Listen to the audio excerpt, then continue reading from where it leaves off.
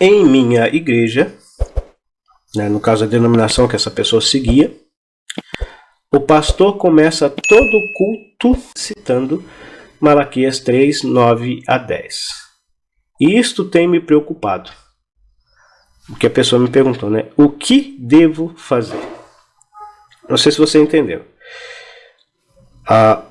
Toda vez que essa pessoa ia no assim chamado culto da religião dela, da denominação religiosa dela,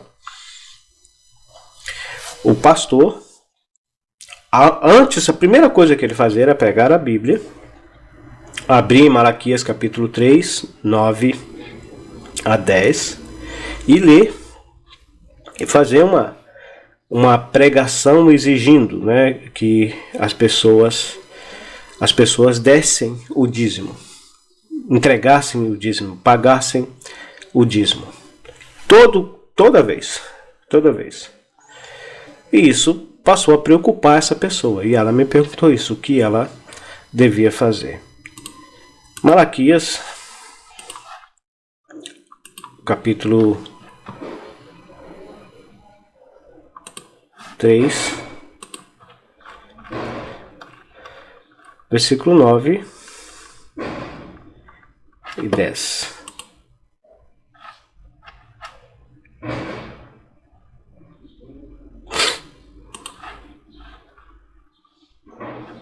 Versículo 8. Roubará o homem a Deus, todavia vós me roubais e dizeis em que te roubamos? Nos dízimos, a palavra dízimo está no plural, isso é importante, dízimos, e nas ofertas. Então, tinha os dízimos e tinha as ofertas, tá? É interessante que fala só no dízimo, mas tinha as ofertas também. Aí versículo 9, com maldição sois amaldiçoados, porque a mim me roubais, vós, a nação toda, a nação de Israel toda. Aí ele vai dizer no versículo 10, trazei todos os dízimos à casa do tesouro, para que haja mantimento na minha casa. E provai-me nisto, diz o Senhor dos Exércitos, se eu não vos abrir a janela do céu e não derramar sobre vós as bênçãos, sobre vós bênçãos sem medida. Então, esse líder religioso abria a sua Bíblia nesses textos e fazia aquele terror psicológico nas pessoas, o que levou essa pessoa a se preocupar, fazia aquele terror psicológico nas pessoas, insistindo para as pessoas trazerem o dízimo. Se elas não fizessem isso, viria a maldição sobre a vida dela. É porque o texto fala sobre isso, né? O texto fala sobre isso no versículo 9. Com maldição sois amaldiçoados, porque a mim me roubais, vós a nação toda. Que nação que Deus está falando aqui? É a igreja? Não, é a nação de Israel. A igreja é um povo, Israel é outro povo, e os gentios, né, as demais nações que não creram no Evangelho, é outro povo. No relacionamento de Deus com a humanidade tem três povos: a nação de Israel, o povo físico, o povo natural, descendente de Abraão, Isaque e Jacó, né, e que Deus lhes deu a terra de Canaã, onde eles eram para estabelecer-se e estabeleceram, e ali ao trabalharem naquela terra, ao fazerem aquela terra produzir, servirem ao seu Deus que os havia tirado do Egito, o Deus que nós servimos também, né, é o mesmo Deus, porém o relacionamento de Deus com a nação de Israel era um relacionamento físico, material, onde o povo serviria e ele os abençoaria com bênçãos materiais, né, com prosperidade material, fazendo as suas colheitas multiplicarem e os seus gados, que era uma nação agrícola. A nação de Israel era uma nação agrícola, ou seja,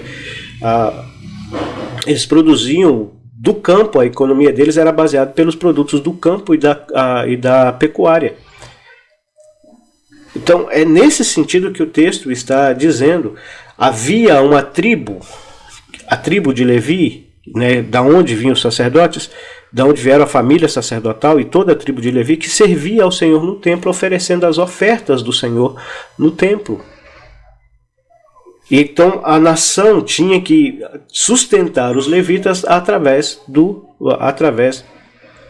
dos dízimos. E é dízimos, o plural. Pelo menos, como já disse, 4 dízimos, né? O dízimo dos animais, o dízimo das colheitas, o dízimo dos dízimos que era dado pelos próprios levitas, interessante isso, né? E o dízimo a cada 3 anos. A cada 3 anos eles separavam um dízimo especial, um dízimo chamado de dízimo festival, e levavam para o templo. E o dízimo não era só para o sustento dos sacerdotes e levitas, também a assistência social, né, das viúvas e dos pobres e dos órfãos. Só que o povo de Israel não estava fazendo isso. A nação de Israel não estava fazendo isso, não estava cumprindo com a sua obrigação. Eles também tinham que oferecer as suas ofertas diárias, e os animais que eles estavam oferecendo, que tinham que ser os melhores animais, eles estavam oferecendo os piores. Se você ler o contexto, eles ofereciam um animal com o olho furado, animal manco, animal doente. Deus chega a falar isso com a nação de Israel. Vocês teriam coragem de ofertar isso para o príncipe, né, para o juiz, de dar isso para o príncipe, para o juiz? Não. Mas por que vocês trazem isso para mim? Por que vocês me oferecem essas coisas? Se você ler o contexto, então antes de você ler só o texto, leia o contexto. Até chegar nesse texto, tem uma história, tem um desenrolar da história, tem os eventos que levaram aquela expressão, aquela afirmação. Por que Deus estava dizendo que eles estavam sendo amaldiçoados? Por quê? Porque eles não estavam cumprindo com o compromisso que eles tinham para com Deus, de sustentar os levitas e os sacerdotes através dos seus dízimos. E o resultado, os sacerdotes e os levitas tinham que deixar o seu serviço e se ocuparem, né, para não deixar a família morrer de fome, para não deixar a família passar necessidades. Então o trabalho do templo ficou defasado. E eles também, ao apresentar as suas ofertas ao Senhor, os animais que eles ofertavam eram animais defeituosos, doentes. O que era uma ofensa muito grande a Deus, que deixou bem claro que o animal que deveria ser oferecido no templo tinha que ser um animal sem mancha, sem defeito, que apontava para o sacrifício de Cristo na cruz do Calvário. Então é esse o contexto. Por isso que eles estavam sendo amaldiçoados, por causa da desobediência, do pecado que eles estavam cometendo contra Deus. E Deus está dizendo, olha, obedece, em outras palavras, obedecem a minha palavra. Faz o que eu digo para vocês. E fazem prova de mim, se eu não mandar dos céus uma bênção, de bênção tal, de onde advenham a maior abastança. Então, se eles obedecessem a Deus, se eles cumprissem com aquilo que eles haviam prometido a obedecer a Deus em tudo, na sua palavra, isso é relatado lá em Êxodo, capítulo 20, eles falam isso, né? Nós obedeceremos à voz do Senhor, mas eles não obedeceram, eles falharam, e Deus os estava castigando por causa disso. No contexto de igreja, a igreja é ordenada a dar ofertas voluntárias. Segundo a Coríntios, capítulo 9, versículo 7. Cada um, falando a uma igreja, cada um contribua segundo o que tiver proposto no coração. Cada um contribua segundo o que tiver proposto no coração. É algo entre você e Deus. Se você quiser contribuir com a obra de Deus, contribuir com Deus, né? E claro, automaticamente você vai estar contribuindo com a obra dele. É o que você propor no coração. É você e Deus. É entre você e Deus. Deus sabe de todas as suas necessidades, de todas as suas situações. Deus sabe o quanto você pode contribuir. Então é algo que você propõe entre você e Deus. Se você quiser contribuir com 10% da sua renda, é você e Deus. Eu não preciso ficar sabendo. Se você propõe contribuir com mais, 20, 30, 40, 50, é você e Deus. Se você propõe com menos, é você e Deus. O fundamento não é a quantidade, mas é como. Não com tristeza. Ou seja, volta até naquele primeiro caso. Aí você vai contribuir, mas aí você vê na sua cabeça que você tem um aluguel para pagar mês que vem. E esse dinheiro vai fazer falta mês que vem, semana que vem, tipo assim. E esse dinheiro vai fazer falta no aluguel. Isso vai trazer tristeza no seu coração. Deus não quer. Não com tristeza. Ou por necessidade. O que quer dizer isso? Você não está contribuindo porque você quer contribuir de coração. Você está com aquele desejo, mas porque você vê uma necessidade. Alguém tem que fazer alguma coisa. Se eu não fazer, ninguém mais vai fazer. Se você tem esse pensamento, então não faça. Porque Deus não precisa de esmolas. É essa a ideia. Deus não precisa de esmolas. Ele nunca precisou de mim, nunca precisou de nada nem de ninguém. Ele não precisa do nosso dinheiro. Ele proverá. E isso é uma verdade que está sendo esquecida, principalmente nos nossos dias, no nosso meio. Deus proverá. Aquilo que Abraão falou, né, com Isaac, quando Isaac perguntou: eis aqui a lenha e o fogo, onde está o cordeiro? Ele falou: Deus proverá para si o cordeiro. Em outras palavras, tudo é dele. Ele criou todas as coisas, ele fez todas as coisas, ele proverá para si. Então, Deus não precisa de nossas esmolas. E muitas das vezes, né, nessa questão de necessidade, às vezes a gente vê a necessidade, a gente muitas das vezes separa o pior, né, separa os restos, como se Deus precisasse de restos. Não é por necessidade. Ele não pode contribuir por necessidade. Porque Deus ama ao que dá com alegria. É com alegria. A palavra alegria aqui no grego é hilários, né, com gargalhadas. A ideia é de alguém que está fazendo algo que ele tem prazer em fazer. Que é algo que traz satisfação, que traz alegria para ele. Que traz alegria para ele. E o princípio aqui é de nós termos o privilégio de contribuir ou devolver a Deus parte daquilo que Ele tem nos dado. Quando olhamos para a cruz do Calvário, o sacrifício que Deus fez por mim e por você na cruz do Calvário, ainda que tivéssemos tudo e dessemos tudo, ainda que dessemos tudo, que ficássemos sem nada, dessemos tudo para Ele. E é essa o que está em questão.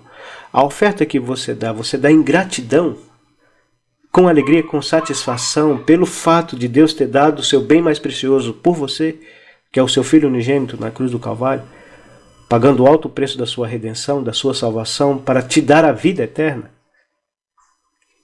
Você valoriza o que Cristo fez por você e nesse valor que você dá a Cristo reflete nas ofertas que você faz para o Senhor? Isso é o que está em questão. Essa pessoa que faz esse terror psicológico, lendo Malaquias, capítulo 3, versículo 8 a 10, né? Versículo 8 a 10, ameaçando as pessoas de serem amaldiçoadas. O que você deve fazer? Correr. Fugir dessa pessoa. Ir para bem longe. Porque simplesmente ele é uma pessoa que a única coisa que ele está querendo é tirar o seu dinheiro. Ele só está interessado no seu dinheiro. Não está interessado em mais nada. Também foi um caso de uma pessoa que me contou. Um rapaz que me contou. Ele era casado. Frequentava uma denominação. E era um dizimista fiel dessa denominação. Todo mês ele entregava o seu dízimo. Aí ele cometeu adultério. Esse rapaz cometeu adultério e ele ficou envergonhado e afastou dessa denominação. Ele afastou, parou de frequentar as reuniões dessa denominação e parece que ele começou até a entrar em um processo de depressão. Né? Segundo o que ele conversou, a gente conversando, trabalhando junto com ele, A gente conversou, ele se identificou como cristão, eu também começamos a conversar e surgiu esse assunto e ele teve a confiança de me contar isso. Aí ele cometeu adultério, afastou desse grupo religioso e ele ficou muito aborrecido com o que tinha acontecido. Que foi o quê? O pastor foi lá na casa dele procurar o dízimo. Não foi lá procurar ele, saber como é que ele estava passando e tal. Aí falou, não, eu não tô indo mais na igreja. Ah, mas e o seu dízimo? Eu vim cá, ué, porque eu tenho que pegar o dízimo e tal. Eu falou, mas... Aí até usou a expressão, mas pastor, eu não posso entregar o dízimo, eu não posso ir na igreja, eu não estou podendo ir na igreja. Mas por quê? Aí o pastor perguntou, né, mas por quê? Aí ele foi e contou para o pastor o que tinha acontecido, o que ele tinha feito de errado. Aí o pastor falou assim, não, mas você pode continuar vindo na igreja e entregar o seu dízimo, não tem problema nenhum. Falou, por quê? Ele falou assim, ninguém está sabendo. As pessoas descobriram? Sua mulher descobriu? Não, Deus me livre se ela descobrir. Eu achei interessante ele me contar isso, né? Não, Deus me livre, ela nem pode saber. O problema é se ela tivesse descoberto, se as pessoas tivessem descoberto. Agora ninguém está sabendo, você pode continuar indo na igreja, dando seu dízimo, que não tem problema nenhum. Não tem problema. O cara estava com a consciência pesada.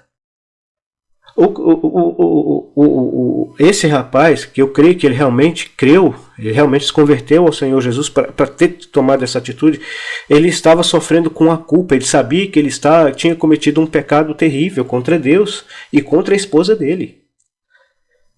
Ele estava precisando de ajuda, estava precisando de um aconselhamento bíblico, o que ele devia fazer para com Deus, para acertar essa situação com Deus e até com a esposa. Provavelmente ele estava culpado porque ele estava correndo, ele amava a esposa, ele tinha cometido um erro, mas amava a esposa, estava correndo o risco de perder o casamento dele. Mas o que esse homem, que se auto-intitula pastor, líder de uma religião, queria? Simplesmente o dinheiro dele. Então corre, você tem que correr dessas pessoas. Elas não estão interessadas no seu bem-estar espiritual, no seu bem-estar familiar, no seu bem-estar moral. Estão interessados simplesmente no seu dinheiro. Você dando seu dinheiro para elas, está tudo resolvido, está tudo bom. Não é porque eles continuam vivendo a vida luxuosas e prósperas, né, que eles têm. E você continua tendo que trabalhar para viver. São lobos, como o próprio Senhor Jesus Cristo disse, lobos em peles de ovelha. É interessante que o Senhor Jesus fala em Mateus capítulo 7, a partir do versículo 15. São lobos em peles de ovelha, pelo fruto, ou seja, pelas ações deles conhecereis.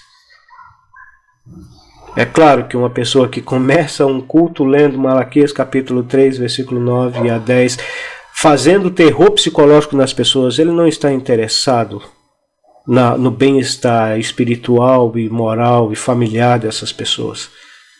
Ele não está interessado na alma dessas pessoas, no relacionamento saudável que essas pessoas precisam desenvolver com o seu Criador, com Deus, por meio da obra redentora do Senhor Jesus Cristo. Ele está interessado simplesmente e somente no dinheiro que essas pessoas podem dar para ele, para engordar a sua conta bancária. Lamentavelmente. Então, o que você deve fazer? Foge. Foge para bem longe. Se você estiver com dúvidas, como eu já disse, é um assunto complexo e extenso. Essa questão do dízimo não dá para a gente tratar nessas perguntas, mas essas perguntas que respondemos relacionadas a esse assunto. Esperamos que Deus, de alguma forma, em sua graça e misericórdia, abra a sua mente, abra o seu coração, e você compreenda realmente que, antes de dar o seu dinheiro, examine as Escrituras Sagradas. Olhe o que as Escrituras Sagradas realmente ensinam. E presta bem atenção nisso. Deus não está interessado no seu dinheiro. Deus está interessado na sua alma. Deus ele não quer engordar a sua conta bancária. Deus ele quer salvar a sua alma, perdoar os seus pecados, te dar a vida eterna, transformar a sua vida. por meio da obra redentora do Senhor Jesus Cristo, seu Filho unigênito, que tomou o meu lugar e o seu lugar na cruz do Calvário. Então isso é que é o importante. Você já arrependeu dos seus pecados e já creu no Senhor Jesus Cristo como seu Senhor e Salvador pessoal? Se sim. Se sim. Então, louvado seja o Senhor por isso e procure dedicar-se à sua vida, consagrar a sua vida totalmente e exclusivamente ao Senhor. Porque Ele merece, Ele é digno de toda a sua devoção, de toda a sua dedicação, de todo o seu amor, de todo o seu esforço. Ele é digno, Ele merece que você dedique toda a sua vida a Ele. E se você ainda não tem Cristo como Senhor e Salvador, faça isso o mais depressa. E Deus não está interessado. Não tenha isso na sua cabeça. Deus não está interessado na sua conta bancária. Está interessado em você. Está interessado na sua alma. Mas que Deus continue abençoando ricamente a sua vida. Tchau, tchau.